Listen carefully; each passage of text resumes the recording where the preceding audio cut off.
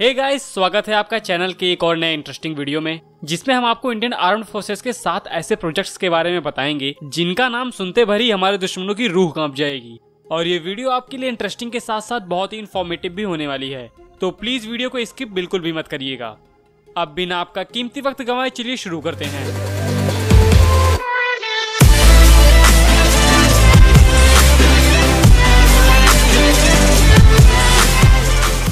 Advanced medium combat aircraft. Aeronautical development agency ने advanced medium combat aircraft के design work पूरी तरह complete कर लिया है।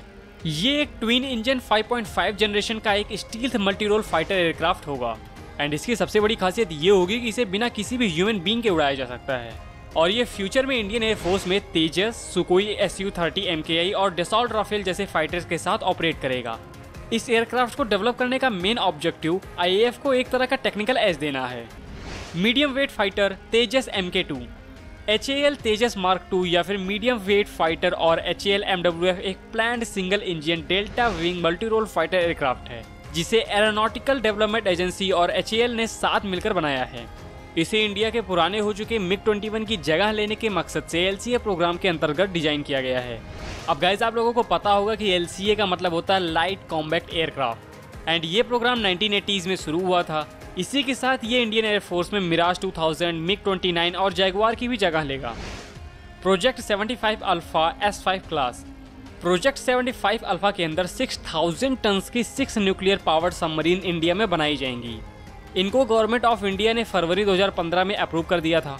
इन सबमरीन्स को इंडियन नेवी के इन हाउस डायरेक्टरेट के नवल डिजाइन के द्वारा इंडिजीनियस विशाखापट्टनम के शिप बिल्डिंग सेंटर में बिल्ड किया जाएगा। इसके शुरुआती स्टेज के लिए 2023 से 24 के बीच 3 सबमरीन का कंस्ट्रक्शन स्टार्ट किया जाएगा और बाकी तीनों को बाद में अप्रूव किया जाएगा। इस क्लास की पहली सबमरीन को 2032 तक कमीशन किया जाएगा। S5 क्लास के अंदर 13,500 टन्स की nuclear powered ballistic missile submarine को गवर्नमेंट ने 10,000 करोड़ के बजट के साथ अप्रूव कर दिया है एंड गाइस, ये इंडिया की सबमरीन फ्लीट की स्ट्रेंथ को काफी ज्यादा बढ़ा देगी।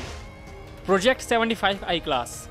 इस प्रोजेक्ट के अंदर में 3000 से 4000 टन्स की कन्वेंशनल पावर्ड अटैक सबमरीन का प्रोडक्शन इंडिया में किया जाएगा। डिफेंस एक्विजिशन काउंसिल ने 53,000 करोड़ के बजट के साथ अक्टूबर 2014 में ही इस क्लास की 6 सबमरीन का ऑर्डर दिया था और ये एडवांस एयर प्रोपल्सन सिस्टम से इक्विप होगी और इसकी वजह से ये पानी के अंदर ज़्यादा समय तक रह सकेगी, जिसकी वजह से इसकी ऑपरेशनल रेंज भी बहुत बड़ी हो जाएगी।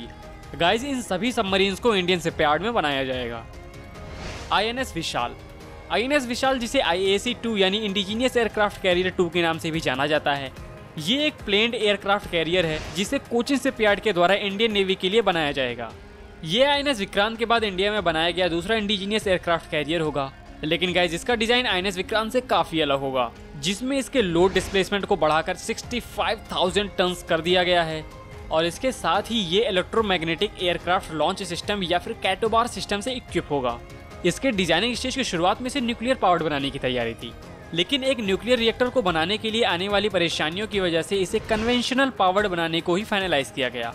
पर क्योंकि इंडियन नेवी अभी फिलहाल न्यूक्लियर पावर्ड और कन्वेंशनल पावर्ड सबमरीन पे ज्यादा फोकस कर रही है, इसीलिए इसे INS विक्रमादित्य के रिप्लेसमेंट के तौर पर देखा जा रहा है।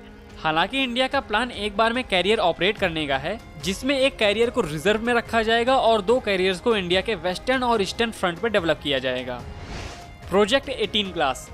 आज के समय में डिस्ट्रॉयर्स किसी भी कंट्री की नेवी की बैकबोन की तरह काम करते हैं। करेंटली इंडिया में 9 डिस्ट्रॉयर्स ऑपरेट करते हैं, जिसमें से 3 राजपूत क्लास डिस्ट्रॉयर्स काफी पुराने हो चुके हैं और इन्हीं की जगह लेने के लिए प्रोजेक्ट 18 इंट्रोड्यूस किया गया है। इसके प्रोजेक्ट के अंदर इंडियन नेवी के लिए 6 नेक्स्ट जनरेशन के स्टील्थ गाइडेड मिसाइल डिस्ट्रॉयर बनाए जाएंगे और इसका डिस्प्लेसमेंट अराउंड 13,000 टन्स का होगा। इस क्लास की पहली शिप को 2028 तक कमीशन करने का प्लान किया गया है। इसी क्लास के शिप्स में इलेक्ट्रोमैग्नेटिक रेलगन्स होंगी। इसी के साथ इन्हें BrahMos second supersonic cruise missile से इक्विप किया जाएगा। Nilgiri class frigate. Nilgiri class Indian navy की अब तक की सबसे एडवांस्ड फ्रिगेट होगी। फ्रिगेट्स जो होती हैं वो डिस्ट्रॉयर का ही एक छोटा रूप होती हैं।